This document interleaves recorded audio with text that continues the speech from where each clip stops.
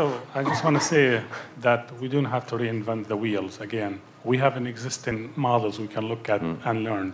You know, United Nations Geographic Working Group, it's been existing for 10 years. It's a group of the UN agency. They work with data sharing, GIS technology, and other open source. We have a secretariat who can run the whole show. We have a co-chair we select every 2 years, and we have a chairperson we elect every 2 years from each one of this agency. And we have a subgroups. And for each subgroups, we have a representative who represent either the agency from that subgroup or the interest of the group. And also we have observer from open source technology. Those observers join us in our meeting every year, and they contributed greatly, but they cannot vote. That's the only things they don't have power over. And we have a closed session where we have the agency, we are a member, we have our business, and we have open source. We can open session, we have them inside. My things we need to create the governor body first for the web development to move on. If we don't have the governor body of the web development, after we leave today, 12 o'clock, I barely can hear from anybody here. It's going to be really difficult. We need a platform, we need names, we need participants, we need emails, we need a group, we need to communicate with each other, and this is very important. So there's models out there, let's just connect to them and see what they have.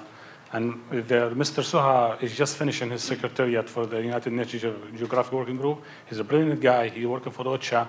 Maybe we should visit him on an email, ask him about the term of reference, some ideas, bounce back. I mean, it's a UN house. I mean, we don't have to go too far. You know. Thank you. Richard, do you want to? No, very quickly I'll respond to that. I know Mr. Suha, and I'm aware of the great work he's done. We don't want to reinvent the wheel.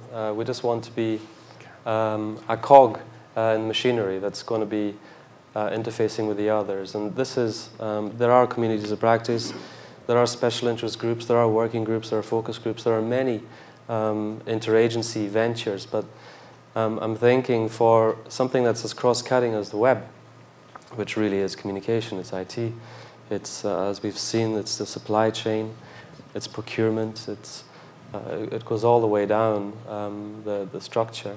We do need something, in my mind, that is looking to be accommodated within the CEB structure. But that's just my personal opinion. It's a very optimistic target, I would say, but we don't want to reinvent the wheel. We just want to be in the best position and identify, meanwhile, how to get there. Yeah, I think the mix is going to be important. How we'll have communities of practice that are more formalized, others that are like crabgrass that are less formalized. And I think that sort of mix of things under the larger community will be the sort of happy medium. One more quick question from Mr. Khan. Yes. Question, but like a suggestion and a comment. I think it's serendipitous that the direction of the discussion has gone the way it has. I've been listening. And I think what I was going to suggest fits in very well with what was just said by the two last speakers.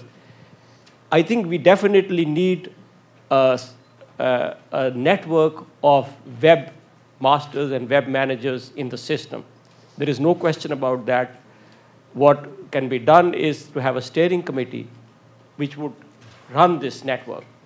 But I would be happy through the Global Alliance to help develop a community which is much broader than just the steering group or the network of webmasters or web managers.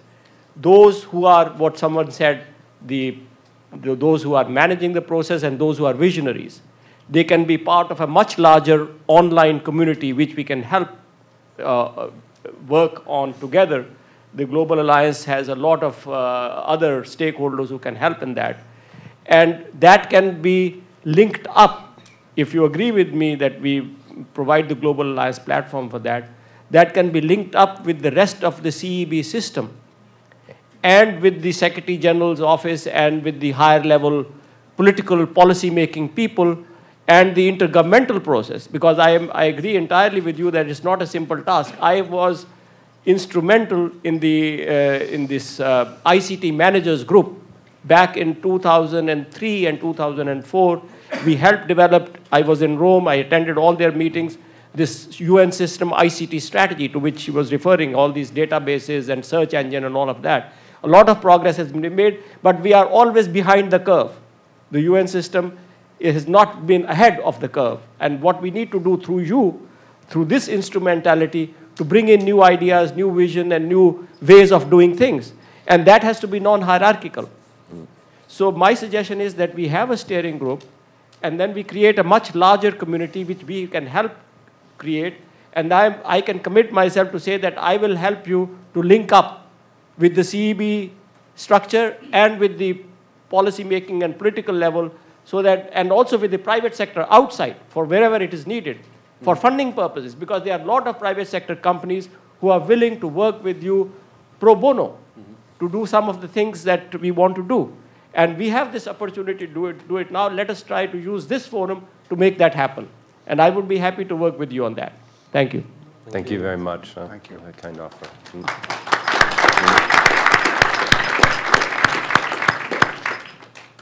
So I think that sort of wraps things up. Huh? I think, is there one more question back from Luc? I'm Luc Saint-Pierre from UNHCR. UNHCR is co-chairing the UN Geographic Information Working Group up to next week, actually. Ms. Alta Aggerty of OCHA was here yesterday. She's the co-chair with my boss, actually, ex-boss. So the Secretariat will be happy to share that experience on our organization, what works and what doesn't work. There are quite a few things that doesn't. It's my first participation at Web4Dev, so I would not say more about membership of how it could be organized. But one point you should be maybe looking into is how you place Web4Dev in other communities. We saw OneSource, for example. However, whatever your organization in-house, you have to maybe have some kind of strategy on how to represent what is discussed, the recommendation, the good ideas that come out from this to other levels, to other bodies, so the messages are communicated. The CETO ICT strategy is one source is another. There are bodies you have to talk to and push the doors. Thank you. Just a quick, I promise it's hard. Okay, a quick closing note from Miriam, please. I think we really have to really work very hard in linking all these initiatives together. I mean, I'm sure some of you are invited and are going to participate in the World Bank hosted COM4Dev next month. Now, it seems to be a bit overlapping, duplicating. We have to do something about this, because otherwise we risk irrelevance. That's my last comment. Thank you. Point well taken. I promise I will okay, not Swad. Right. I promise. Yes. Regarding the issue that I brought yesterday about involving the higher-uppers, what I meant was not just for all of us to go back and tell our people, the higher-uppers or the people that can make a difference, yes, you get involved. That will not help. I can assure you that. What is going to help is, they all know about the Web for Development. It's now really established itself everywhere. You know, and it's very, very legitimate. And what is important is that the invitation should come once we are all established, come from the Web for Development. What our role would be to provide you with the names of the relevant, like in Department of Public Information, we have the chief of the Internet Service. He should be here. He should be very much involved with this. He can make a difference and all this thing. So what is our role is that we provide the names of those people who are very relevant, who can make a difference, and tell you, can this invitation for them to come and to participate in the next Web for Development, because us going back and saying, I did that yesterday, actually, in our expanded chiefs meeting, and they, yeah, that's good. That's it. But if it comes to say that it's very, very important and imperative that you guys participate and take, a really leading role in there, because this, if you don't participate, we're going to be lagging back. And we can see that already at the UN. So we need to do that. Thank you so much. Thank you very much, Swad. Okay.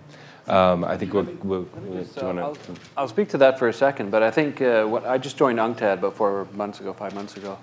But one of the first things I did there was to create a web editorial board and to create a web steering committee, because they already had an IT board, to create these structures. And I think that's where that participation from the community is going to come in. And I think someone said it here, that every agency should have a web editorial board and a web steering committee. And the principal from those are on the steering committee for the Web for Dev.